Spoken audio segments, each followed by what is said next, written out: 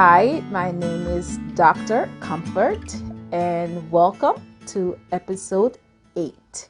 Okay, so I specialize in special education and I focus on low instance disabilities, which means that I work with children on the lower end of the special education spectrum. Okay, I aim to support teachers, caretakers, children, of children with disabilities to reach their highest potential. Okay, and I mostly focus in struggling countries and communities as well. But this whole thing came about because of my own struggle with special education. That's why I believe that educating one adult at a time can get a child closer to their highest potential.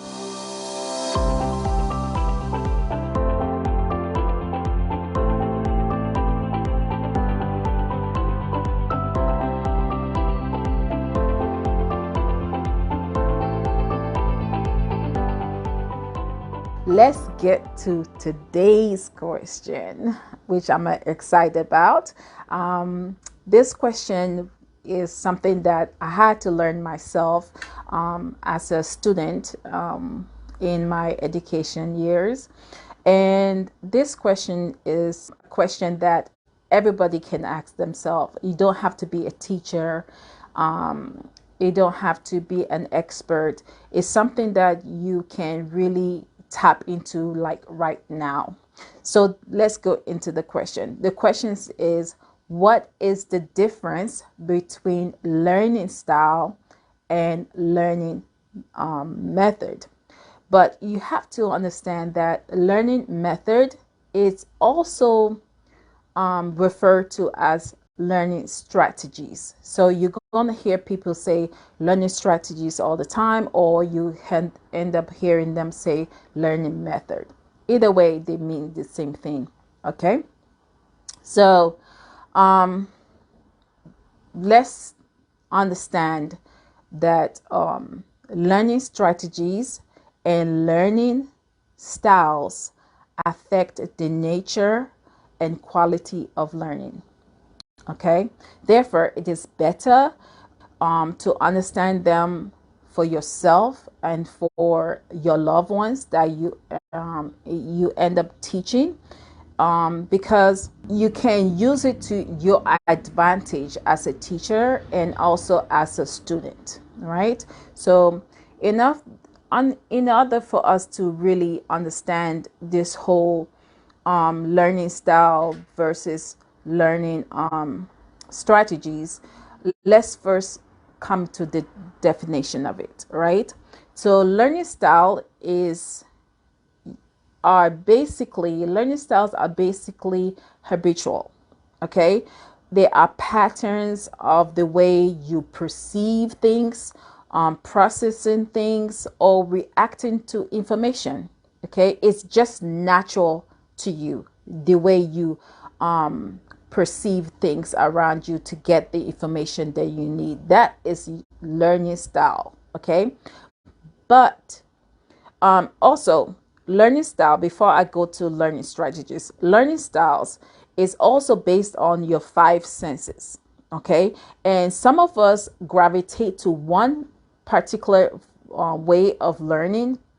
Some of us are visual learners. We see it and we understand it. Some of us are auditory learners. We hear it and we get it.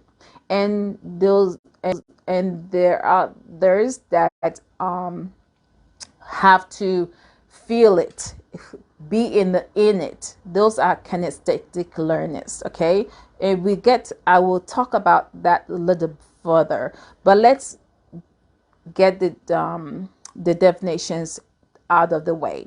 So learning strategies are method of learning.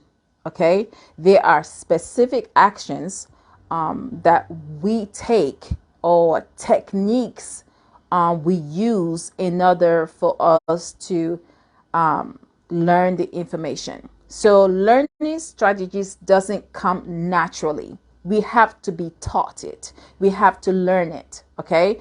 Because there are specific actions that we have to take for to understand the materials. There are specific techniques we have to learn in order for us to get the material. So learning strategies have to be taught to you, but learning styles come naturally. Okay, naturally you just gravitate to learning things visually or learning things auditorily. Like it just comes naturally to you. And unlike learning strategies, you have to learn it. You have to be taught.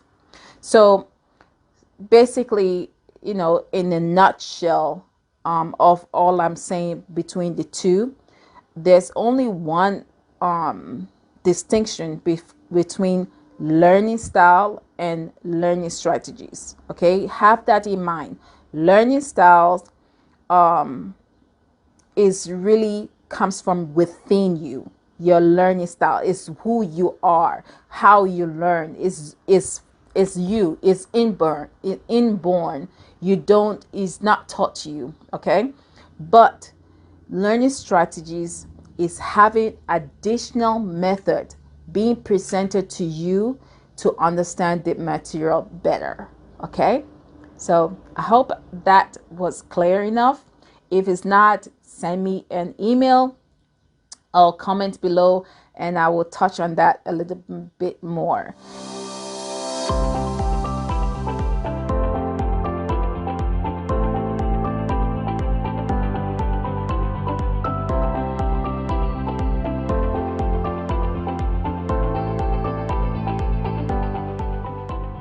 Now that we know that learning styles are natural and learning strategies are taught, let's go into the different learning styles a little bit more. Okay, so let's talk about visual learning style. Okay, so this is usually the way that you learn by seeing things. So if you're a visual learner, you learn by seeing the thing. So a lot of the information is presented to you in the form of picture, diagram, flow chart. Those those are different techniques that you use to learn the material if you're a visual learner. And so you benefit from illustrations and presentations, things like that. Okay, so if you are teaching somebody with learning style, or if you yourself are visual learner, what you want to do is use words like, how do you see this situation? What do you see stopping you?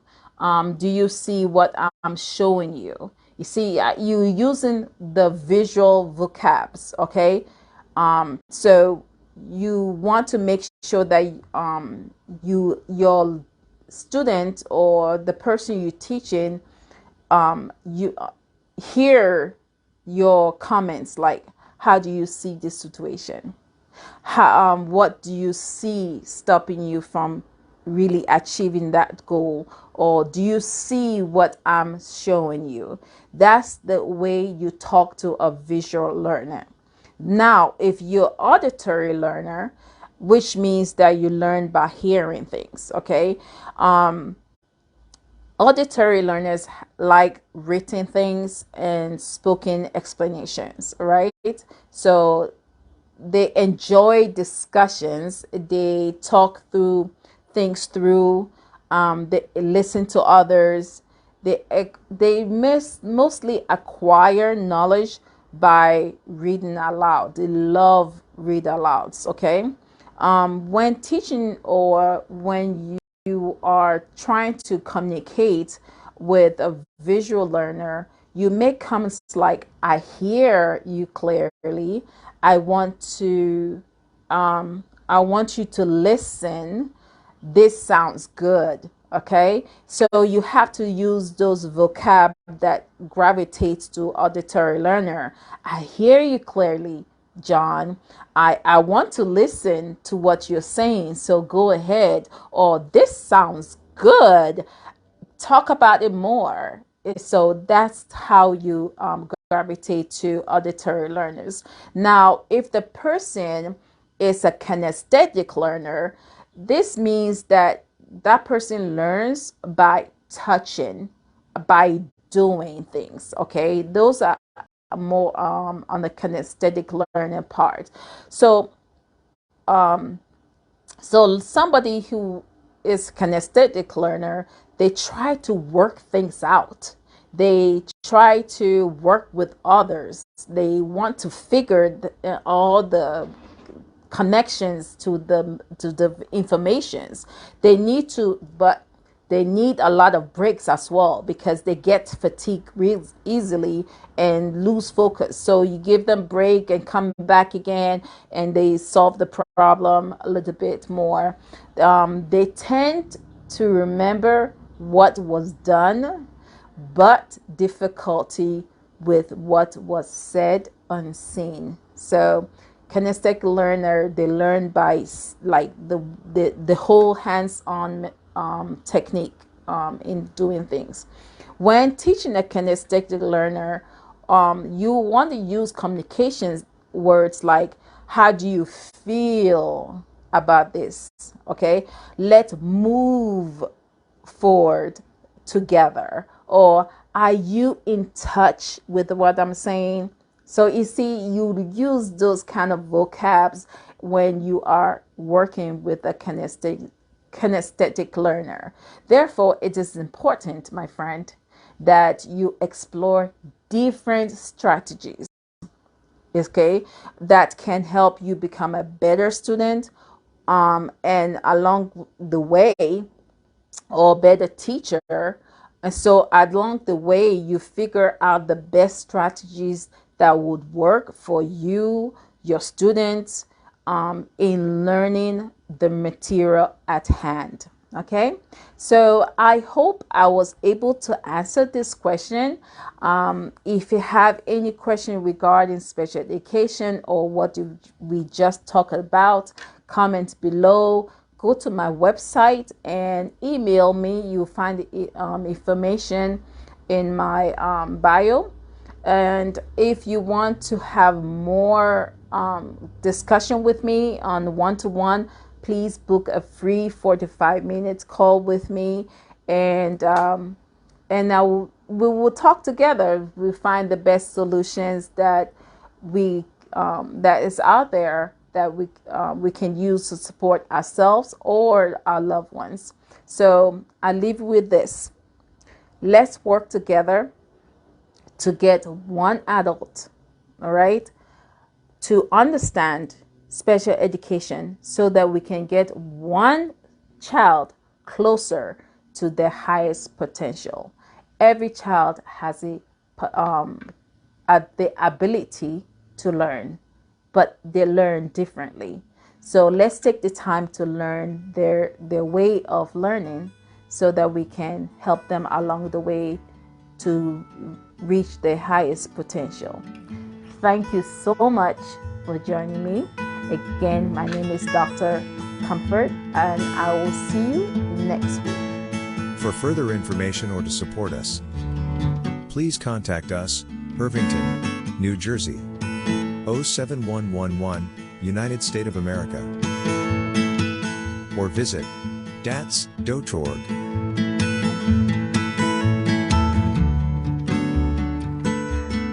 DATSS, supporting teachers of students with disabilities.